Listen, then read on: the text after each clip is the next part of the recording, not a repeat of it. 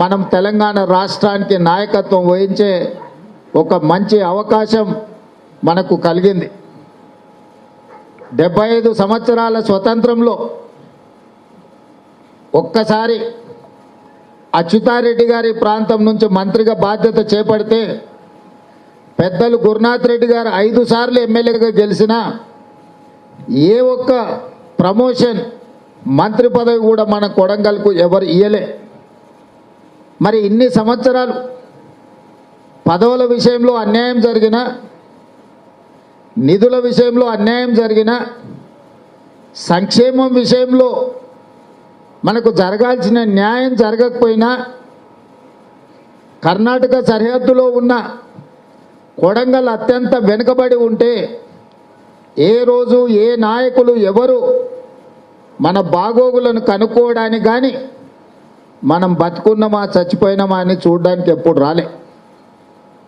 ఇన్నేళ్ల నిరీక్షణకు ఈనాడు తెలంగాణ రాష్ట్ర ప్రజలు ఒక గొప్ప అవకాశం ఇచ్చి తెలంగాణ రాష్ట్రంలో పరిపాలననే కొడంగల్ ప్రజలు చేతిలో పెట్టినరు అని అంటే కొడంగల్ వెంకటేశ్వర్ల స్వామి మద్దూరులో ఉన్న బావోజీ ఆశీర్వాదం కొడంగల్ ప్రజలకు దక్కింది కాబట్టి, చిట్లపల్లి దర్గా ఆశీర్వాదం మనకు దక్కింది కాబట్టి ఈరోజు మనము ఇంత గొప్ప అవకాశాన్ని పొందగలిగినాం. మరి ఈ అవకాశాన్ని సద్వినియోగం చేసుకొని 75 సంవత్సరాల నుంచి మనకు జరిగిన అన్యాయాన్ని సరిదిద్దుకుంటూ సాగునీరు, తాగునీరు, విద్య, వైద్యము, సంక్షేమము, అదేవిధంగా గ్రామాలలో ప్రతి పేదవాడికి ఎంతో కొంత మేలు చెయ్యాలనే పట్టుదలతోటి ఈరోజు రాష్ట్ర స్థాయిలో మనము పనులను చక్కదిద్దుతున్నప్పుడు ఎట్లయినా కొడంగల్లో దెబ్బతీయాలి. రాష్ట్ర స్థాయిలో మాకు అడ్డంకిగా మారిండు, మా కంట్లో నలుసుగా మారిండు, మా తప్పులను పట్టుకొని అడుగుతున్నాడు, కడుగుతున్నాడు. అందుకే రాష్ట్ర స్థాయిలో దెబ్బతీయాలంటే పునాదిలో దెబ్బతీయాలని ఈరోజు బీఆర్ఎస్ వాళ్ళు, బీజేపీ వాళ్ళు కుట్ర చేస్తున్నారు.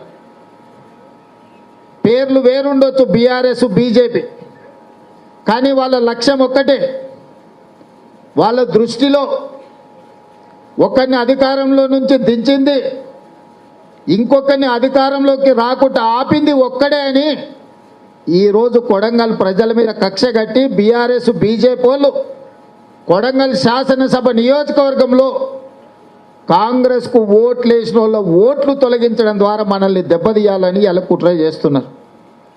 ఈ విషయాన్ని 275 పోలింగ్ బూతులు ఉన్న కొడంగల్ అసెంబ్లీలో ప్రతి కార్యకర్త గుర్తించాలి.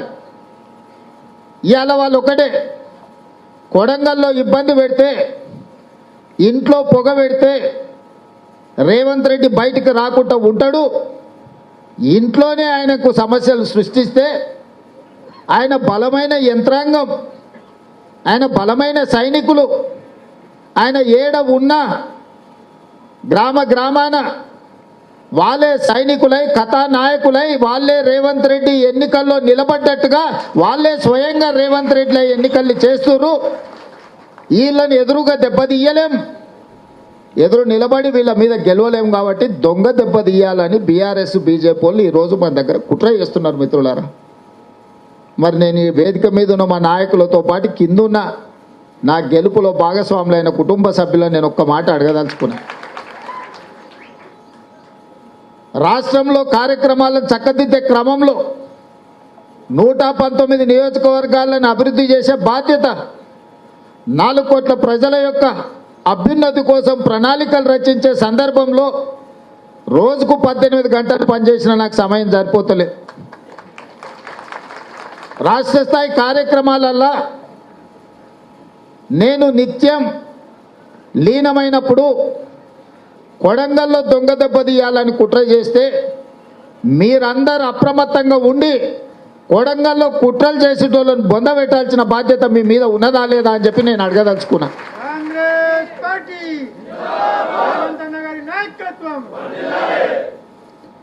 మరి ఈ సందర్భంగా 24 జూలై వరకు ఆఖరి తారీఖు ఉండే ఎన్నికల సంఘం ఆగస్టు 3 వరకు ఈ ప్రక్షాళన తారీఖులను పొడిగించింది.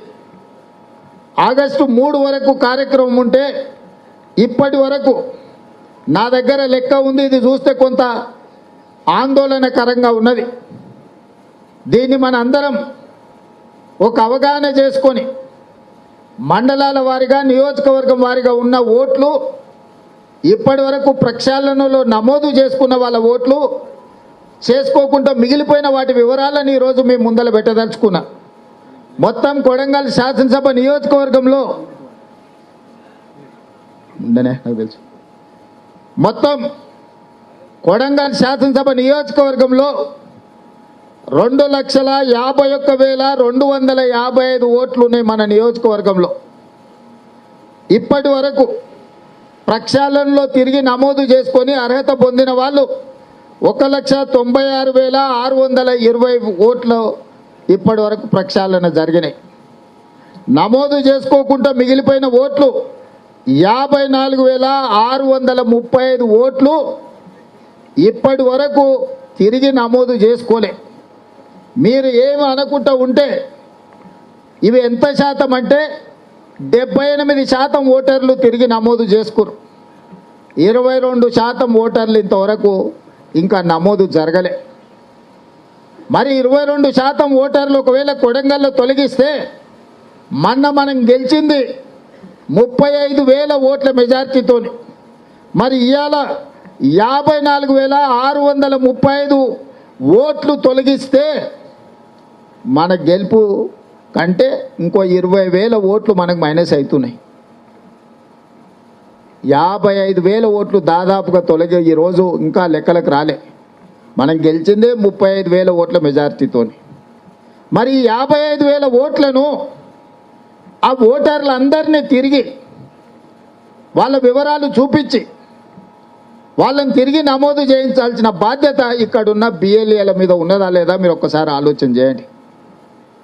ఎన్నికల ప్రధాన అధికారి విధానం ప్రకారం ఎన్నికల కమిషన్ అండర్లో ప్రభుత్వ పరంగా బిఎల్ఓలు పనిచేస్తారు.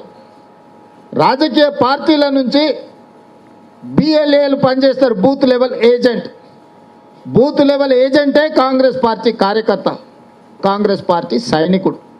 బిఎల్ఓ ప్రభుత్వ అధికారి, చేస్తే చేస్తాడు, చేయకపోతే చేయకపోడు, నడుస్తే నడుస్తాడు, కూర్చుంటే లేకపోతే నిద్రపోతాడు. ఆయన పోయేది ఏం లేదు, ఆయన జీతం ఆయనకి ఇంటికి వస్తుంది. బ్యాంకులు వేస్తారు, ఆయన పోయి నడుచుకుంటూ పోయి తెచ్చుకునే పని కూడా లేదు. 3వ తారీఖు వరకు కాలం గడుపుతుంది, వాళ్ళ జీతం వాళ్ళకి వస్తుంది. బిఎల్ఓకి వచ్చే నష్టం ఏం లేదు. బిఎల్ఓకు సంక్షేమం పోదు, బిఎల్ఓకు అభివృద్ధి పోదు, బిఎల్ఓకు షాది ముబారక్ కట్టు కాదు, బిఎల్ఓకు కళ్యాణ లక్ష్మి కట్టు కాదు, బిఎల్ఓకు సన్న బియ్యం కట్టు కావు, బిఎల్ఓకు ఇందిరమ్మ ఇల్లు కట్టు కాదు. ఓటర్ లిస్టులో లేకపోతే కళ్యాణ లక్ష్మి రాదు, షాది ముబారక్ రాదు, సన్న బియ్యం రావు, ఇందిరమ్మ ఇల్లు రాదు, 200 యూనిట్లు ఉచిత విద్యుత్తు రాదు, 500 రూపాయలకు సిలిండర్ రాదు, పిల్లల చదువులకు ఫీజు మాఫీ కాదు.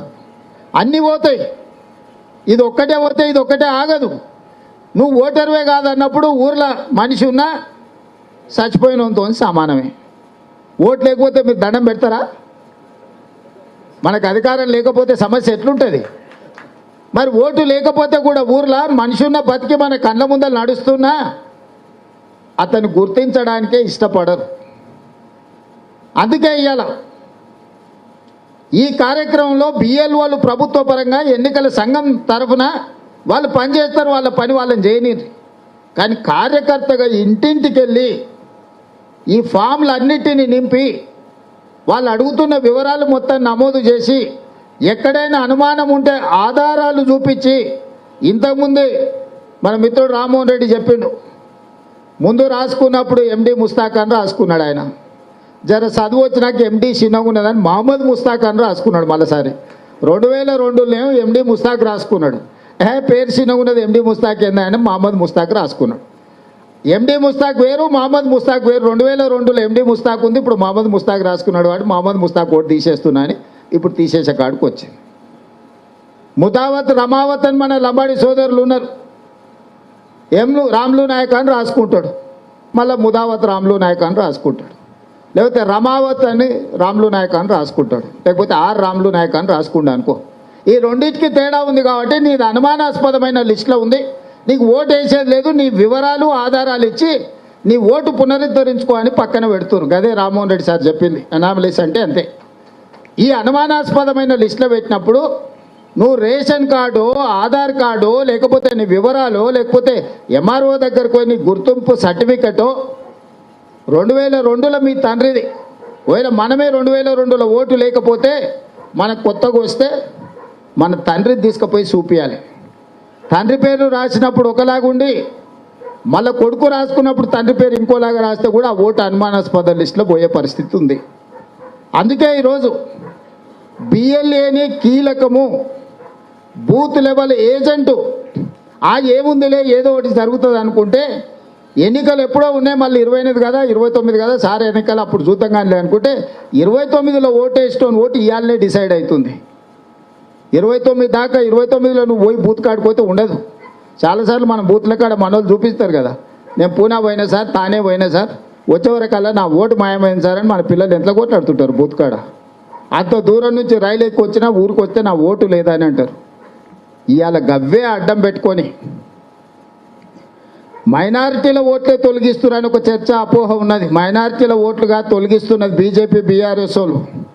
ఎస్సీల ఓట్లు, ఎస్టీల ఓట్లు, మైనారిటీల ఓట్లు తొలగిస్తారు. ఎందుకంటే ఎస్సీలు, ఎస్టీలు, మైనారిటీలు 90% కాంగ్రెస్ పార్టీకి ఓటు వేస్తారు.